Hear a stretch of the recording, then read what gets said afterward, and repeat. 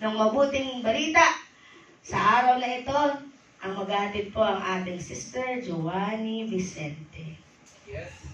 Praise the Lord. Praise the Lord. Palakpakan natin ang Panginoon. Amen. Sige nga po, isang malakas na palakpak para sa buhay ng Diyos. Hallelujah. Salamat, Kuya Jai. Grabe.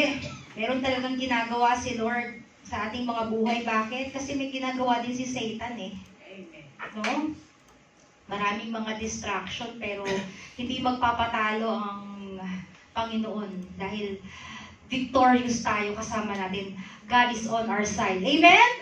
Amen. Praise the Lord. So ngayon po, ako po ay naatasan na magbahagi ng salita ng Panginoon. Actually, isa pa ito sa mga lessons na tinatakal natin doon po sa ating worship symposium. So nasa lesson 4 na po tayo, mga 6 lessons to go na lang. Matatapos na tayo.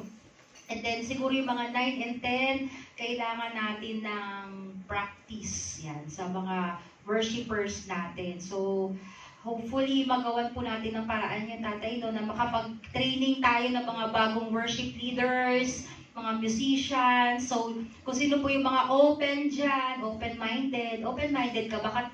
Anong tanongin mo yung kaliwa at kanan mo sa'yo? Open-minded ka ba?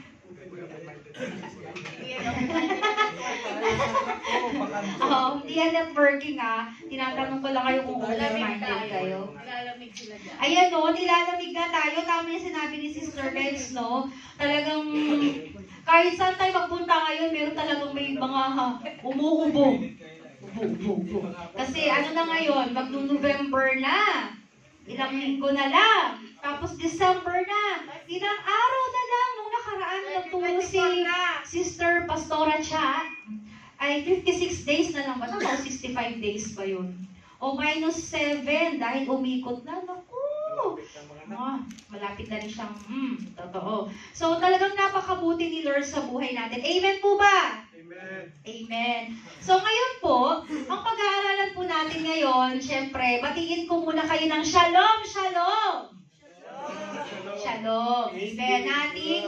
Nating broken peace be with you all, mga kapatid. Yan. So, na-miss natin yung mga kapatiran natin na wala ngayon, pero alam kong dadalhin sila ni Lord dito next week. Nagpe-prepare daw, di ba, Kuya Joe? Para next week, oo. Kasi anniversary na natin. Woo! Sabi mo kanya sa kanila, excited ka na ba? Excited ka ba? Excited as Julie, excited siya lang pumalakpak. Ayan. So ngayon po, ang pag-aaralan natin ay the power of worship. The last time, pinag-aaralan natin is the power of praise. Ngayon, the power of worship. Yan. So, actually, continuation lang po ito ng mga lessons natin. Dapat nga i-jive ko yung power of praise and power of worship kasi sobrang mahaba. So, pinaghiwalay ko na lang. So, ngayon po, according to introduction natin, there are many scriptural ways to worship God. Totoo. Marami tayong mababasa sa Bible, scriptural ways to worship God. But they don't mean anything unless they come from the heart. Amen. And express outward. Kanina ba nung nagpupuri at nagsasamba tayo sa Panginoon, did you express yourself before the Lord? Or are you shy because you don't know what to do? Or you're just standing there because I don't know what to do. I cannot feel your presence, Lord. May pumasok ba na ganyan sa isip ninyo? Kasi, sa praise natin, actually, when we say the praise, it is the preparation for worship. And worship, this is the highest form of praise. So lahat po ng inaawit natin sa Panginoon, pag nag-worship na tayo, it is the highest form. Ito yung nakikipag-communicate na tayo sa Panginoon. Kaya nga, di ba, laging nagsasabi yung mga worship leader natin, sing a new song before the Lord. So, ano yung sing a new song before the Lord? Kasi lagi nyo naririnig. Kahit nung ako din, nung bago pa ako, lagi ko naririnig yung mga ibang worship. Okay, come on, let's sing a new song before the Lord. Ano kaya yung sing a new song? Magko-compose ba ako ng kanta? Yes! Gagawa ka ng sariling awitin mo sa Panginoon na nanggagaling sa puso mo. Ito ay form, pwede nagpapasalamat ka sa Panginoon, humiiyak ka sa Panginoon dahil nasaktan ka, broken ka, umiiyak ka sa Panginoon, tears of joy, nagpapasalamat ka sa Panginoon. Those are form of worship. Sing a new song to the Lord. Amen.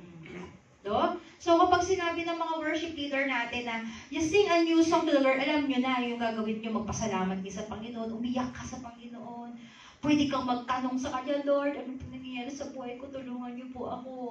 Lord, ito worship ko sa iyo. Still, it's a form of worship.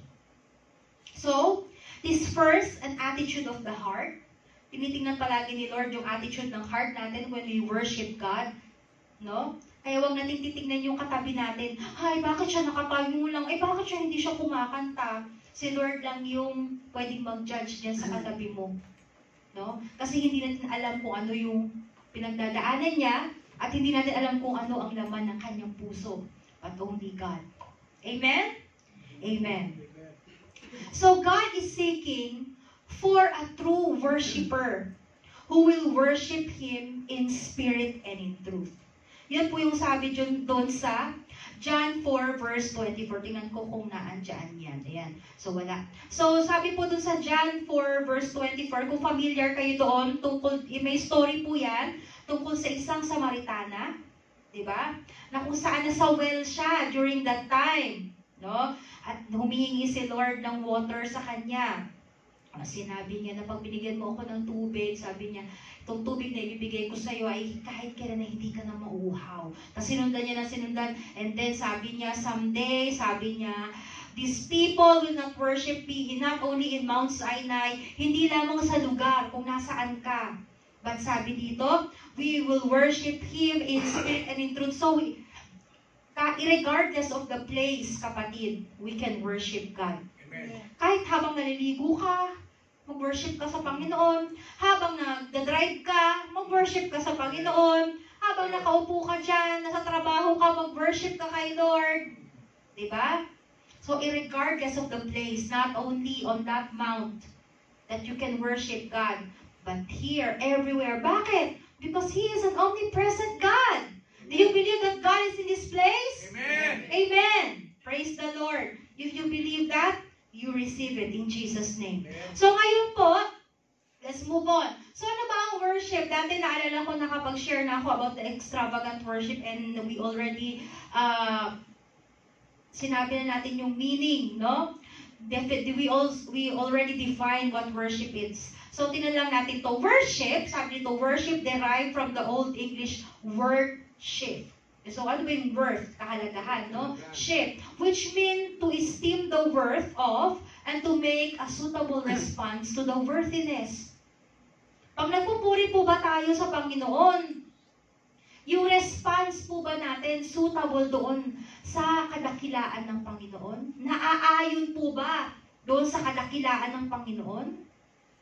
O naaayon lang sa sarili natin? Diba? Kung naalala niyo yung story nung binigay ko na extravagant worship, the best yung binigay niya sa Panginoon. It requires our life.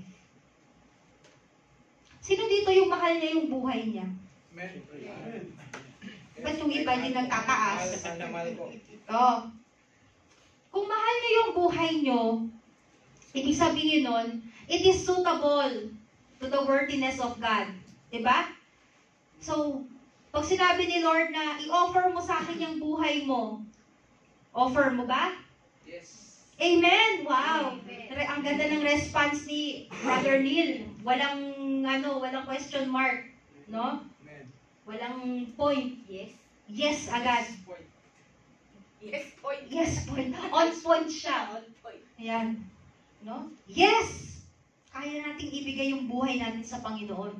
Worship is the submission of all nature to God. So not only us, mga kapatid, even the birds, the living things, they are worshiping God. Ang mga ibon, kumakanta para sa Panginoon, no? Lahat ng mga kahayupan na makikita nyo sa labas, lahat yan ay nagpupuri sa Panginoon. Malay nyo, kahit yung mga Arabic na aso at pusa, worship yan kay Lord.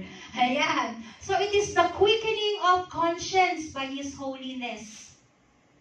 Yung kabanalan ng Panginoon, alam niyo naman po yung konsensya, di ba? Kapag may ginawa tayo na masama, tama ba itong ginawa ko? Ganon din dapat yung pakiramdam natin pag nag-worship tayo sa Panginoon. Yung conscience natin, konsensya natin sa kabanalan ng Panginoon, the nourishment of mind with His truth, and the purifying imagination by His beauty.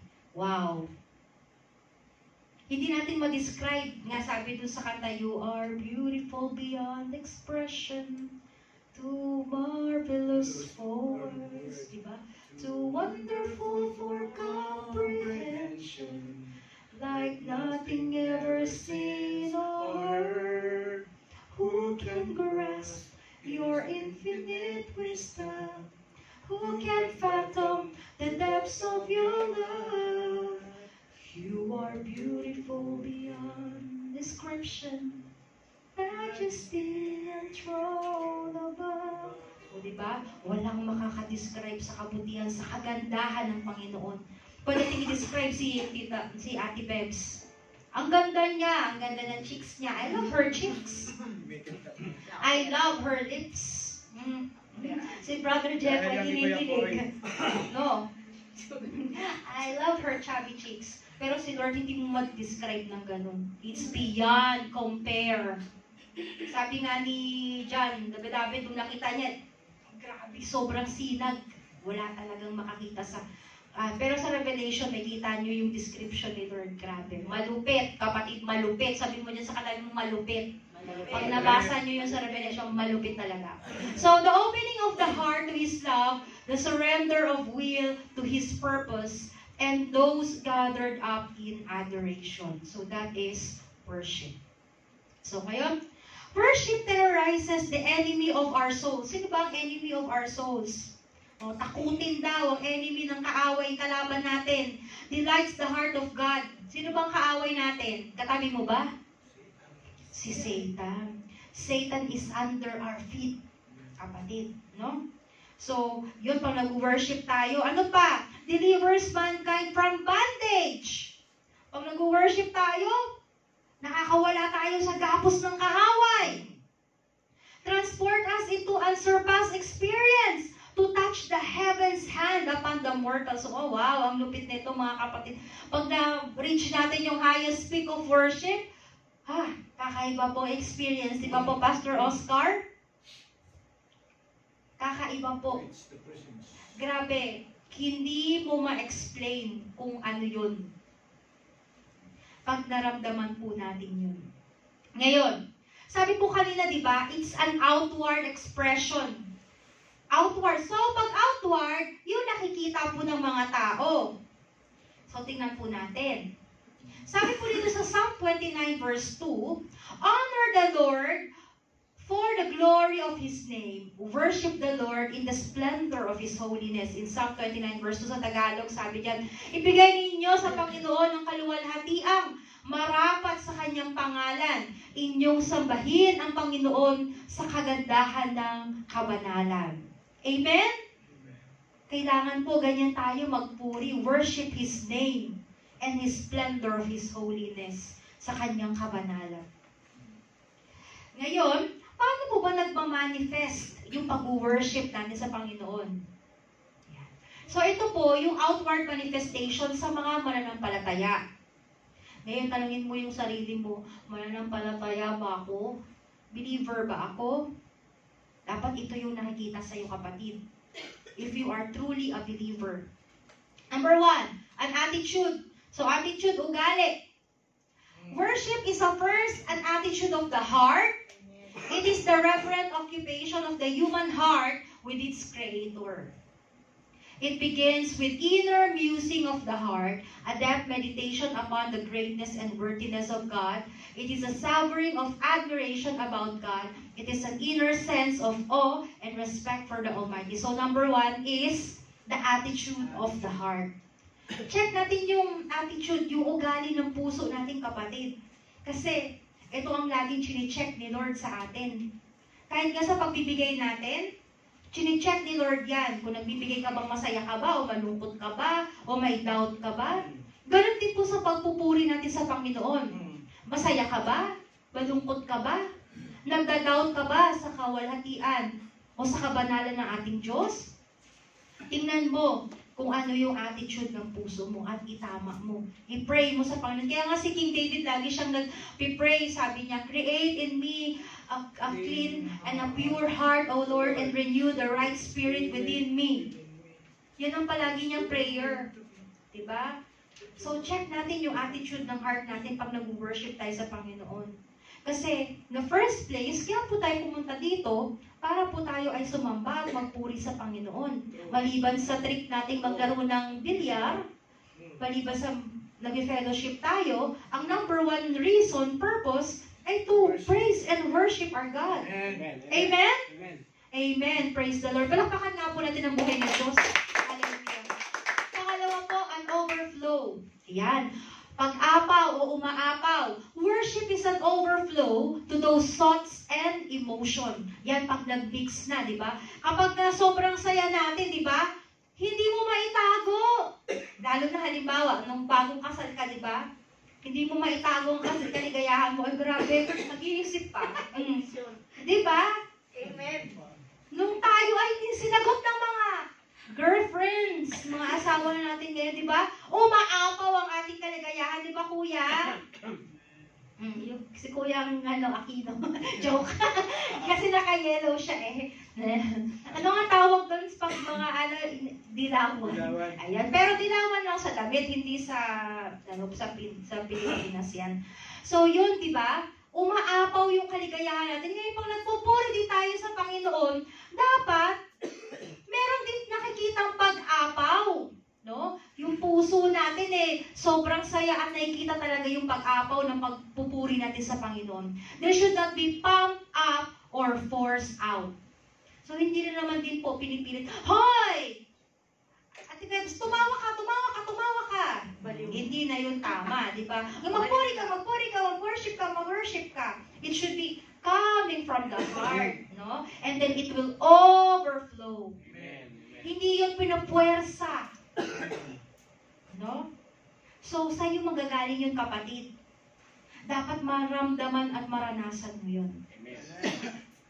Number 3 is an outpouring. Wow! Ito naman yung pagbuhos kanina.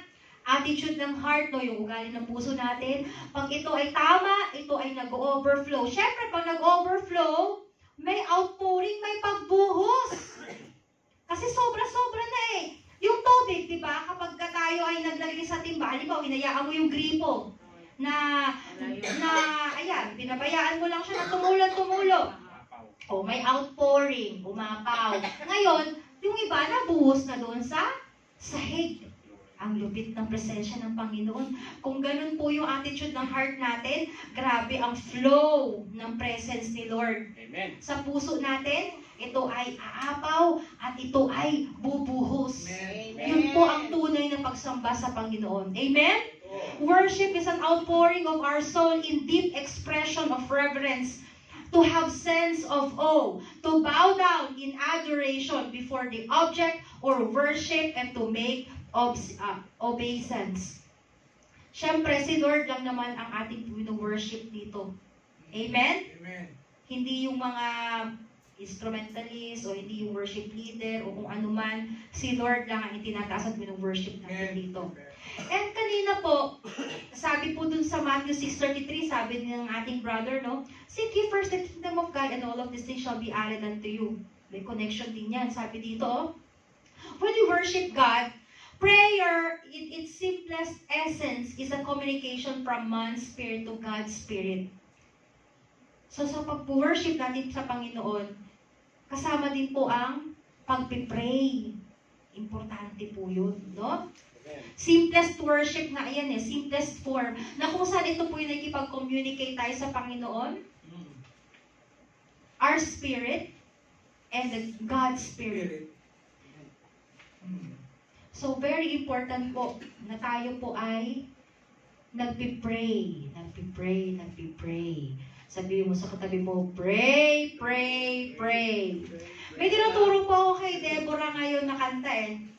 Yung read your Bible, pray every day, and you grow, grow, grow. Ang cute-cute niya kasi liit ng kamay niya na nagagano siya. Read your Bible, pray, tapos grow, grow, gumaganon-ganon siya. Ngayon yun yung tinuturo ko na kanta sa kanya paggising niya at bago siya matulog. Nakakatuwa lang kasi syempre tayo bilang isang mga Kristiyano, dapat gano'n ang ginagawa natin, di ba? Read your Bible, pray every day. And, ano daw? You will grow, grow, grow.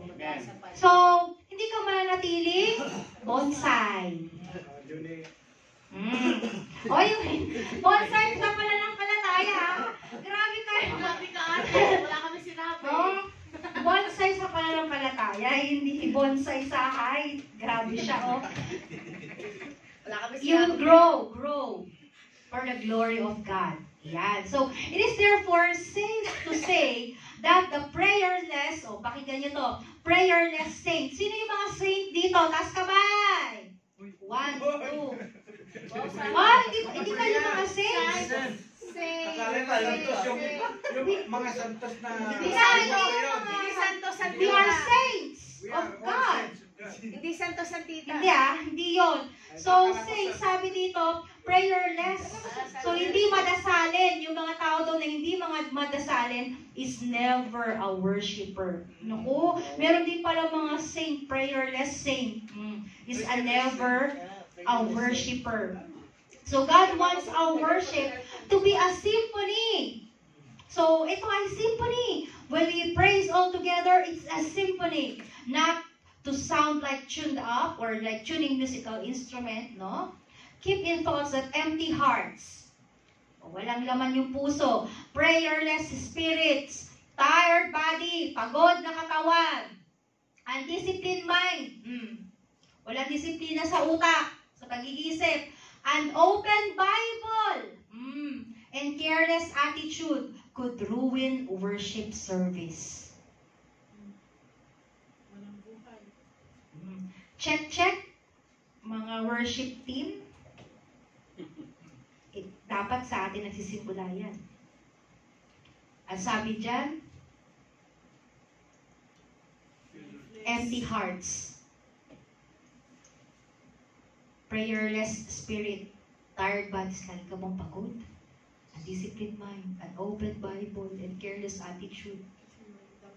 It could ruin the worship service. And one thing, worship team, nararamdaman po yan ng mga tao. Kapag ka-empty ka na nandito ka, nagpo-flow yan dyan sa congregation. Kaya minsan, it's so heavy. Kaya we need to check our hearts. No? So, hindi ka basta-basta na dyan ka lang, hawak ka ng instrument mo. Aawit ka dahil na-assign ka. Hindi. May task ka na kailangan gawin. Para ka lagi na sa battle. You are always ready. Amen. Worship team. At yung mga congregation natin soon, na sino man ang mga gustong mag-worship leader dyan, maging musicians, ito po yung gagawin natin. You need to tune up yourself. No? Bago tayo lumapit sa Panginoon, ready ka for the battle. Kasi ang mga musicians dati, ang mga Levites dati sa panahon, nako, grabe ang preparation nila. Kasi kapag sila ay sumasamba na sa Panginoon, binibigyan sila ng katagumpayan ni Lord at lahat ng mga kaaway nila, talo. Lagi silang umuwi na may plunder. Amen. Amen. Sinong gusto dito umuwi na may plunder? Amen. Amen. Ano ba yung plunder sa Tagalog? Yung may mga nakuha, no? May nakamit. Oh, may nakamit ka. May nakamkam ka. Hindi ninakaw kasi plunder yun eh. Blessing yun na naiwanan dahil nagsitakbuhan yung mga kaaway mo. Oh, pwede yan. Sabihin mo may plunder of healing ka. May plunder of restoration ka sa family mo. May plunder of salvation ka sa family mo. Diba? Yan ang plunder mo. Yan ang natanggap mo sa Panginoon. Pero, matatanggap mo yan kung preparado ka. na humarap ka dito as worshiper ni Lord. As true worshiper ni Lord. So, sabi dito, so be alert and vigilant. Diba? Sino mga nurse dito? Diba pag nasa ICU ka, kailangan alert and vigilant. Diba po? Pati sa ER. Bakit? Kasi 50-50 yan eh. Pag may pinasok na mga pasyente na sa ER, kapag ka hindi ka mabilis, hindi ka magalito, ganyan, ako, mamamatay ang pasyente mo sa harapan mo. Diba? Ang oras ay importante palagi. Ngayon, sabi din dito, so be alert and be vigilant in our worship to God, as Satan is our prime hindrance to a true and full worship experience. Amen. Huwag mo hayaan na nakawin ng kaawayan, kapatid. Amen? Amen. Amen. So, the first biblical references to worship is, may kita po natin yan sa Genesis 22 verse 5. Ito po yung story about yung hiningi ni God as sacrifice of offering si Isaac. No? Diba? Yung sinabi dito ni Abraham, sabi niya, then Abraham said to his servants, you stay here with the donkey while the boy and I go over there, will worship. So ito yung first biblical reference to worship na una mong mababasa yung word na worship sa Genesis 22 verse 5. After that, we'll come back to you. May word na salitang faith dyan. It take faith, kapatid, even we worship God. Kasi, bakit? Bakit it takes faith na magpuri at magsamba sa Panginoon? You cannot see Him. How can you worship Him? Kaya nga yung iba, ano ginawa nila? Sa panahon ni Moses, gumawa sila ng ginto at doon sila nagsamba-samba, sumayaw-sayaw. Ikaw, kailangan yung iba, may objects sila nakikita. Pero tayo, by faith, we are worshiping the King of Kings and the Lord of Lords. Amen. We are worshiping God who is seated on the throne in heavens. Kaya it takes faith. Kahit tayo ay nagsasamba sa Panginoon dito sa loob ng panambahan natin. Yan sabi, di Tagalog lang.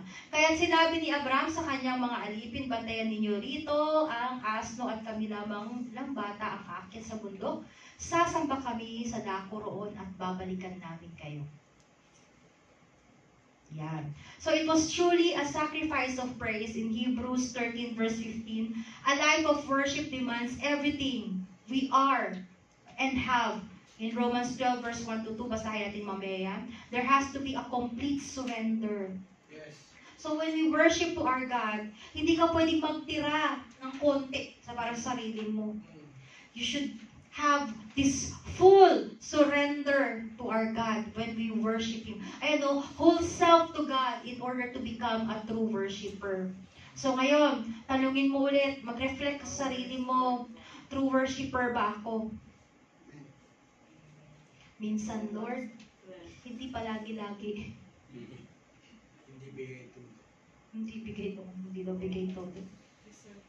May reservation palagi, no? Half-half. Nus-nus, kung sa Arabic, no? Baka naman haba-haba. Ayan. So, yun po, complete surrender daw ang hinihingi ng Panginoon. Ayaw niya nung kalahati. Ayaw niya nung haba-haba. Ayaw niya nus-nus. Gusto niya Full. full. Ano yung buo sa Arabic? Alba. Alba? Camel. Kulo. Kulo. Kulo. Kulo. Camel. Lahat. Kulo camel. O, camel. Kulo kambing. Kambing. Kambing daw. Kulo kambing. So, yun. Camel. Kulo camel. Gusto ng Panginoon. Buo. Walang labis, walang kulang. Ikaw. So, sabi po sa Hebrews 13 verse 5, kaya patuloy tayong maghandog ng papuri sa Diyos. Sa pamamagitan ni Jesus, ito ang mga handog na nagmumula sa mga labi natin at nagpapahayag ng pagkilala natin sa Kanya. Kaya pag nagpupuri tayo mga kapatid, hindi pwedeng nakatikom ang bibig. You need to open your mouth and worship God. No? Sabi din sa Hebrews 13 verse 5, ibuka mo yung bibig mo kapatid, nang galing sa mga labi mo yung papurit pagsamba mo para sa Panginoon. Amen. Amen? Yan, through Jesus, therefore, let us continually offer to God sacrifice of praise, the fruit of lips that openly profess His name, Jesus. Amen? Ayan. Sabi din sa Romans 12 verse 1 to 2, ano nga yung sabi kanina? As whole. Basahin ko na lang yung Tagalog version, no? Sabi dito, kaya nga mga kapatid, sinasamo ko sa inyo, alang-alang sa mga kahabagan ng Diyos na inyong ialay ang inyong mga katawan na isang handog na buhay, banal at kasiyasiya sa Diyos na siyang ninyong makatwirang paglilingkod. Are we offering our lives to God as our perfect sacrifice to the Lord? Being a true worshiper? Ayan. Sabi sa verse 2, huwag ninyong tularan ang mga pag-uugali ng mga tao sa mundong ito. Hayaan ninyong baguhin kayo ng Diyos pamamagitan ng pagbabago ng inyong mga isip. So, nagsimula dito sa isip ninyo para malaman ninyo ang kalooban ng Diyos kung ano ang mabuti ganap at kalugod-lugod sa kanyang paningin. First, ano daw? We offer our lives as a living sacrifice, holy and pleasing to God. Kalugod-lugod sa Panginoon. And this is your true and proper worship. So, hindi mo pwedeng sabihin, ay, ibigay ko yung puso ko sa Panginoon, ibigay ko, pero yung itong hindi. Hindi pwedeng ganun. Hiwa-hiwalay ka ba? Chop-chop? Chop-chop lady daw? O, hiwa-hiwalay. Di ba hindi? Buong sistema mo, kapatid, ibigay natin sa Panginoon. And, do not conform any longer to the pattern of this world. Lalo na ngayon, ako, grabe na po ang ating mundo. Kapag hindi tayo naging vigilant, kagaya hindi tayo naging alerto, lalamunin ka ng mundo. Amen. Diba? Kaya, maging watchful kayo. So, paano daw? Baguhin mo yung mindset mo. Sabi, mindset ba? Mindset ba? Kailangan you need to change your mind. Para ano daw? Para malaman mo kung ano yung kalooban ng Panginoon sa buhay mo, kapatid. Amen. Lagi mo tanong, Lord, ano bang kalooban mo sa buhay ko? Una, baguhin mo muna yung mindset mo. Kung negative thinker ka, mag-isip ka na maganda. Diba? And then, ano daw? You will be able to test and approve what God's will. His good, pleasing, and perfect will. Laging perfect yung will, yung kalooban ng Panginoon sa buhay natin. So, malapit na tayo matapos. Consequences of obeying and disobeying God. So, habang tayo ay nagpupuri sa Panginoon, nag-worship tayo kay Lord, syempre, there are consequences if we obey and disobey God. As we worship Him. Meron pala yun, no? Sabi dito, true worshipers know that God will not be mocked. Hindi nyo maluloko ang Panginoon. That there were consequences to obeying and disobeying Christ, the Son of God. As it is written in Psalm 2 verse 11 to 12, sabi dito, serve the Lord with fear and celebrate His rule with trembling. So it's not only applicable in the Old Testament, mga kapatid, but also here today. No? Kiss His Son or He will be angry, and your way will lead to your destruction. For His wrath can flare up in a moment. Blessed are those who take refuge in Him. Buti na lang si Lord, He is slow to anger but abounding in love. No? Pag humingi tayo ng sorry sa Kanya, hindi kagaya ng ibang tao na, sige, patawarin kita ngayon, konti lang muna, tapos sunod na naman ulit. Pero si Lord, hindi. Pag pinatawad ka na niya in full, you are forgiven. No? Yan, sabi diyan, no? Paglingkuran niyo si Yahweh na may takot at paggalang sa paanan ng kanyang anak, yumukod kayo at magpangaral, baka magalit siya. Bigla kayong parusahan. Nakakatakot naman sa Tagalog. Mapalad ang taong, ang Diyos, ang kandungan. Parang kanina nung binasa ko yung English, okay Lord. Tapos nung Tinagalog, sabi niya, sa paanan ng kanyang anak, sino yun? Si Jesucristo. Yumukod kayo at magpangaral. Baka magalit siya, bigla kayong parusahan. Diba? Si Lord, He is love, but He is just also. So, meaning to say, pag may ginawa kang masama, may consequences yan. No? Si Lord ay hindi siya yung tipo ng kagaya natin na okay lang. Hindi, walang ganun sa Panginoon. Ayaw niya ng sala sa init, ayaw niya ng sala sa lamig. Kung mainit ka, nag-iinit ka. Kung malamig ka, lalamig ka. Ganun ka. Ganun lang ang Panginoon. Yung naipost nung nakaraan. So, magalit siya. Naku, nakatakot. Mapalad, ayoko nang basahin, Lord. Mapalad ang taong ang Diyos ang kanlungan. Buti na lang. Yan, and syempre, sa 1 Peter verse 2:9, ito tayo. Ayan. Obeying God and keeping up our covenant, we shall become very peculiar. Sabi mo, peculiar, ibig sabihin nun, kakaiba ka, kapatid. Different. Peculiar. Peculiar. You are so different. Parang iba ang aura ng tao na to. Pag nakita ka ng mga tao, kakaiba siya. You're so unique. No? Peculiar treasure unto Him above all people. Wow! Treasure tayo ni Lord. Amen. Sabihin mo nga sa katabi mo, baka natutulog na yan. Treasure ka ni Lord. Kayamanan ka ng Panginoon. Amen. So, ano sabi po sa 1 Peter 2 verse 9, sabi niya, but you are a chosen race. Amen. A royal priesthood, a holy nation, a people for His own possession, that you may proclaim the excellencies of Him who called you out of darkness into His marvelous light. Amen. So, chosen ka. Sabihin mo nga, chosen ako. Sige, magdeklara ka by faith, kapatid. Sabi nga kayo, device by faith. You take faith. Sabihin mo, I am chosen. I am a royal priesthood. I belong to God. Amen. Praise the Lord. So, if we have this, if we disobey God, and we obey God, ano ba ang meron? So, ganito po, showers of blessing if we obey God. Sino gusto na showers of blessing? Saka gusto ka nun?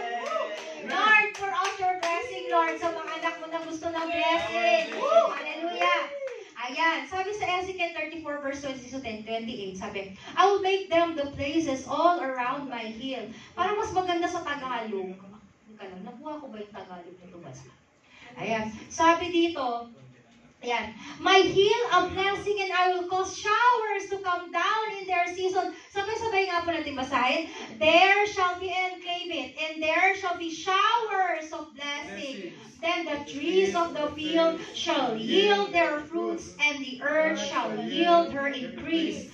They shall be safe in their land, and they shall know that I am the Lord when I have broken the bands of their yoke and delivered them from the hand of those who enslave them. And they shall no longer be afraid for the nations, nor shall beasts of the land devour them, but they shall dwell safety, and no one shall make them afraid. Hallelujah! Kanino kaya yung showers of blessing ngayon?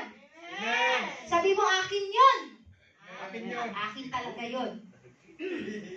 Yan kapag ka nag-obey tayo. Amen. Pero ito naman, kapag ka nag-disobey tayo, no worship, no rain. So, no shower of rain if you do not worship God. Sabi sa Zechariah 14 verse 17, if any of people of the earth, syempre kasali tayo doon, di ba, Pastor? Do not go up to Jerusalem to worship the King, the Lord Almighty, they will have no rain. Kaya, imagine mo yung sarili mo, isipin mo, kaya pala minsan parang feeling ko, drought ako, tagtuyot. No? Naranasan niyo na ba yun sa buhay niyo, miski one star wala ka? Tagtuyot na. Ano daw ang gagawin? Worship. Alam niyo po, yung tita ko dati, pastora po siya, ang sikreto niya, nag-worship siya kay Lord. Pag wala na kaming makain, magugulat na lang kami, kakatok sa bahay, magbibigay ng ulam, magbibigay ng bigas. Nag-worship siya kay Lord. Sabi niya, thank you, Lord. Sabi ko, tita, anong ginagawa mo? Nandun siya sa kwarto, nagkukulong siya, nag-worship siya kay Lord. And then, nung lumaki na ako, naintindihan ko na, tinuro niya sa akin, sabi niya nga, if you worship me, sabi dun sa word ni Lord sa Old Testament, Then I will bless your food and your water. There will be no sickness and diseases among you if you worship me. Yun ang sikreto. So kapag tagtuyot ka na kapatid, Alam na. petsa di peligro ka na. Ano daw ang gagawin natin? Worship! Worship! Hallelujah! Mag-worship tayo sa Panginoon. Hindi kapag ka meron ka lang dyan sa kamay mo, tsaka ka lang mag-worship at mag-thank you kay Lord. Diba? Kahit wala ka pang nahawakan ngayon by faith, Lord! Mag-worship ka kay Lord, tingnan mo. Kung hindi ba po, ibuhos at buksan ng Panginoon ng kalangitan at buhusan kayo ng maraming pagpapala. Amen? Amen! Hallelujah! So, yun po. Tandaan natin yan na no worship, no rain. So, attitude application to worship service. Babasahin ko na lang to. Malapit na po akong matapos.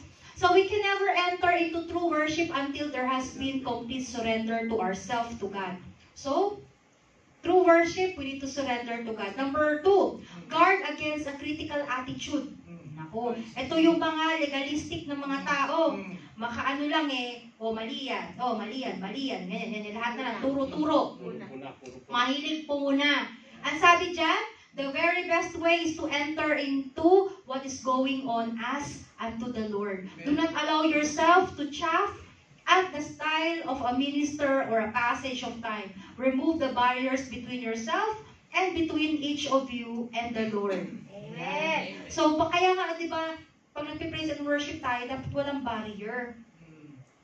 Dapat malaya tayo nakakapagpuri sa Panginoon. Kaya tingnan mo, kung may critical attitude ka, iwan mo yan doon sa labas. Ipa-deliver mo yan sa Panginoon. No? Hindi natin kailangan dito ng mga critical attitude. Kailangan natin dito yung submissive heart.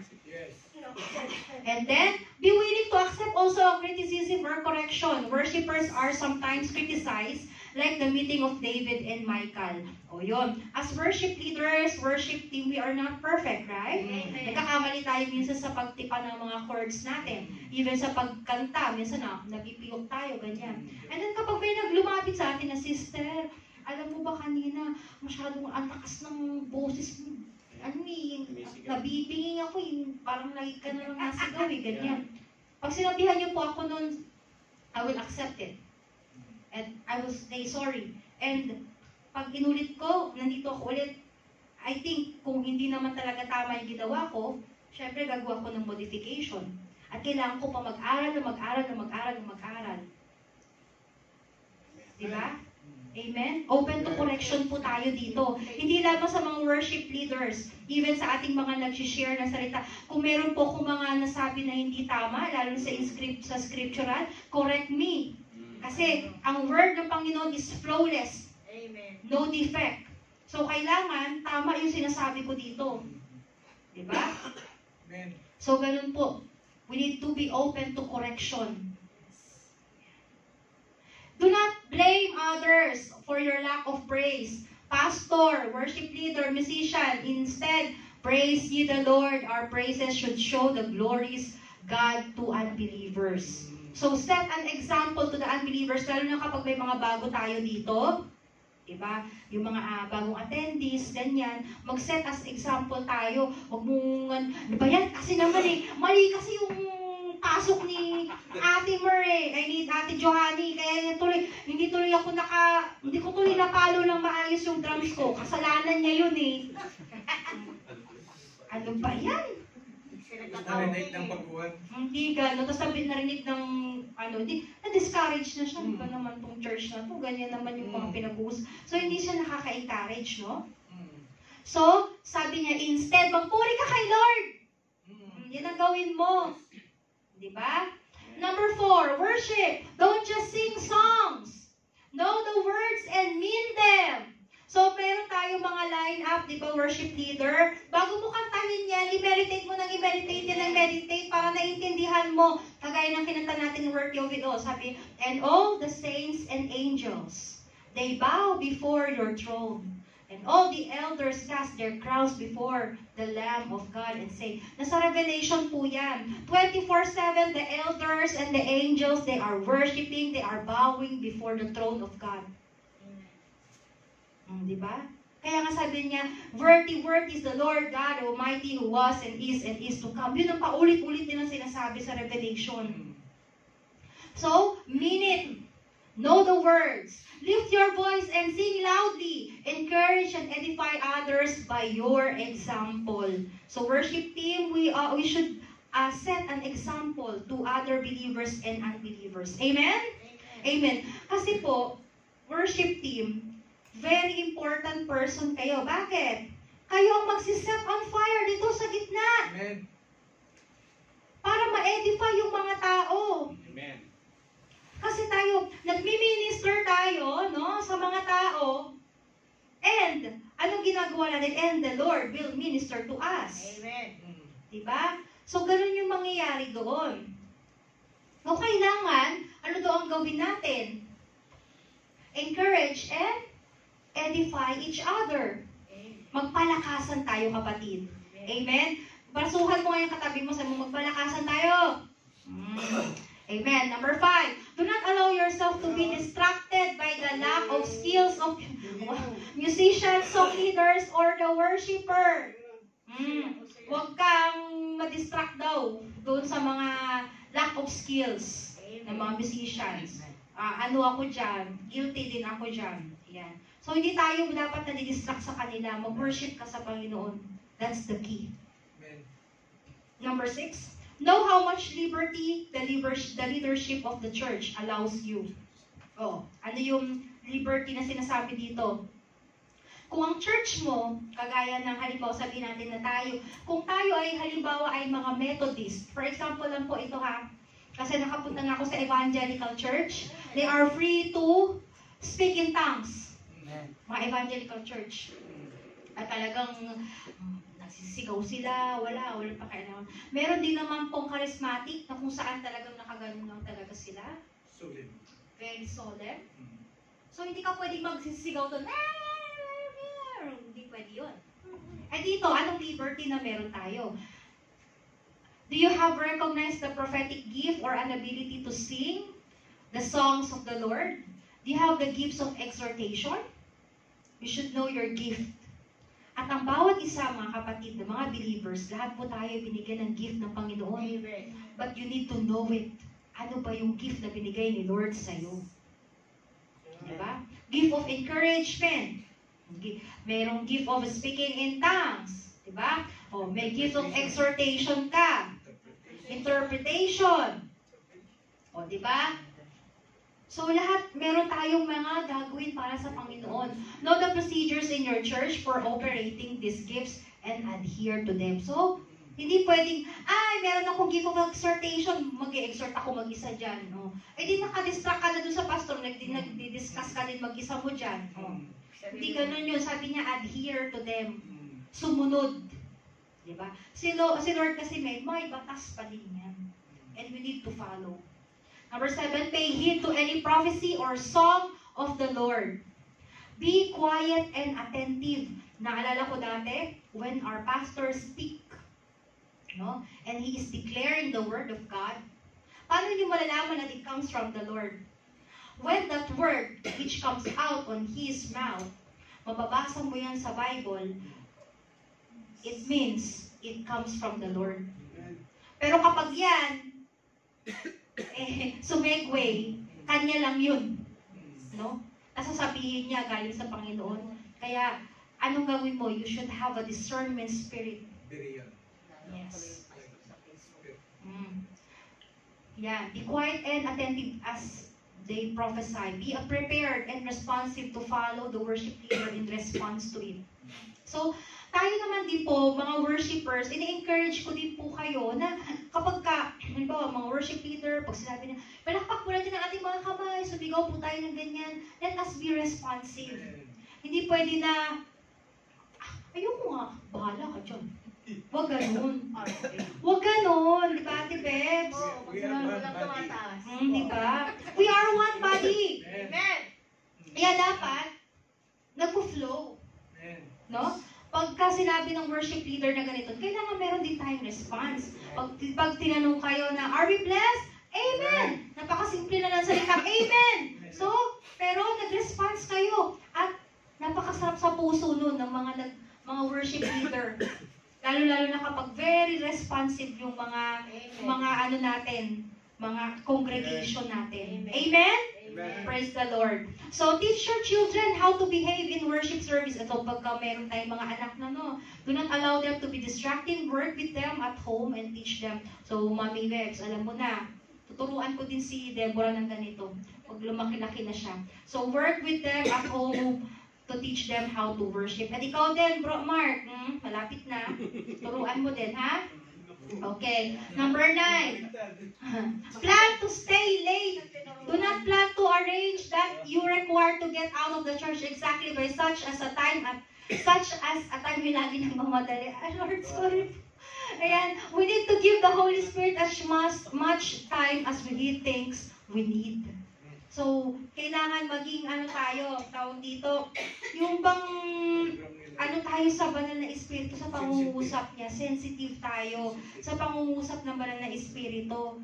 Kung may time na, kung kailangan nating mag-steady muna sa pag-worship sa Panginoon, mag-steady tayo. Huwag mo agad tapusin, worship leader, na ayoko nang kumanta, pagod na yung boses ko, tama na, hindi. True. Amen. Ang kailangan mong pakinggan is the Holy Spirit. Amen. Kung anong nililid ng Holy Spirit sa'yo, yun ang gawin mo. Number 10, last. After you have worship in the congregation, go out and live with it. O yan. Lumabas ka, umuwi ka, at ipamuhay natin, kapatid. Hindi lamang dito na ikaw ay worshiper, kung hindi sa bahay dito. So being a Christian, be the light and the salt of this world. Amen?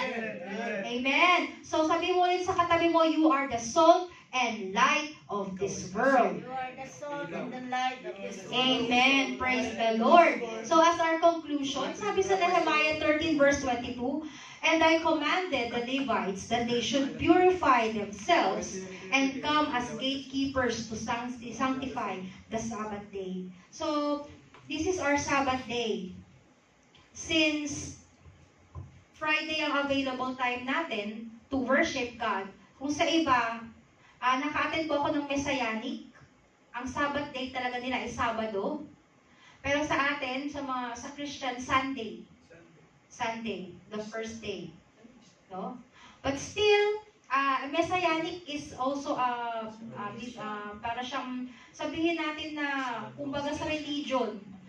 Oo, pero it's like a denomination din, is Messianic. Ang pinag-aaralan nila is Torah, which is yun yung Bible in the Old Testament. So, they only believe in the Old Testament. Pero ngayon, nagbabasa na rin sila ng New Testament. Pero, pag nag-aaral ang mga Messianic, word by word ng Old Testament, lahat yan inaaral nila. Ganun sila. Mag-aral ang ilang oras yan sila nag-aaral. Ang tagal-tagal hanggang maghapon. Ganun sila nag-aaral. Puro Old Testament. So, pero, what I'm saying is, we should honor the Sabbath day. Yan. So, blessed ka ngayon, kapatid, because you are here. You are honoring the Sabbath day. Amen? Amen. So, ngayon po, my final, yung word na nasabihin ko is, the self and ego will always get into the way of worship. Yung sarili natin at yung ego natin. Desires, ambition, and wishes for the future. So, must give it to God in surrender.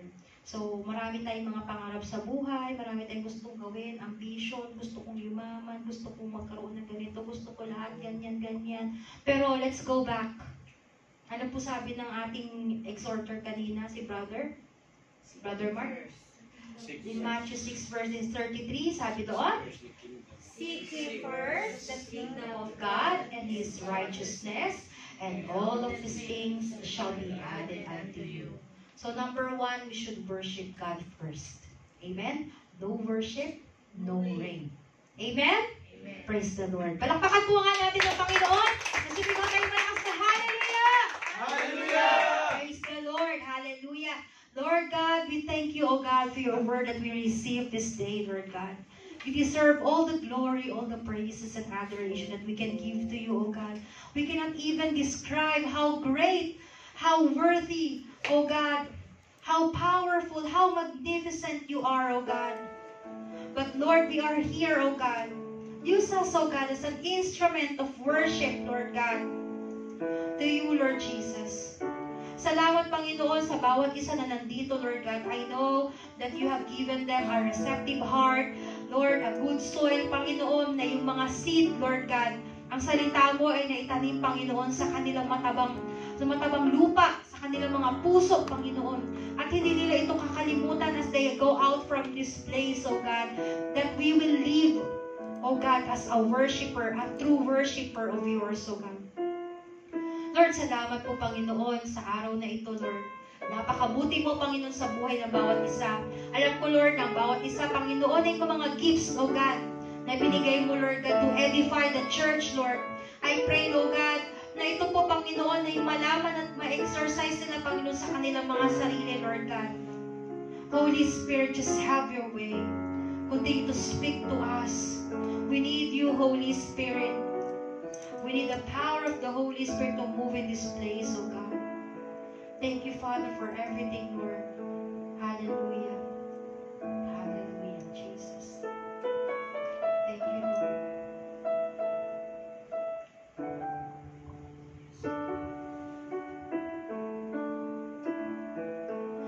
When I look into your holiness, when I gaze into your loveliness, when all things that surround become shadows in the light of you, when I found the joy of reaching your heart, when my will becomes enthralled in your love, when all things that surround become shadows in the light of you. Let's sing our worship you. I worship you.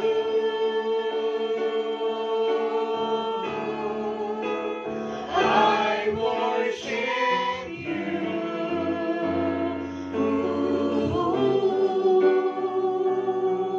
The reason I live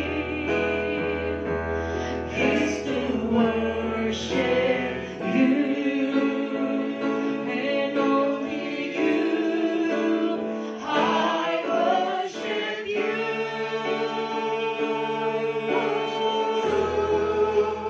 I worship you, Jesus. The reason I live is to worship you. The reason I live. The reason I live is to worship you.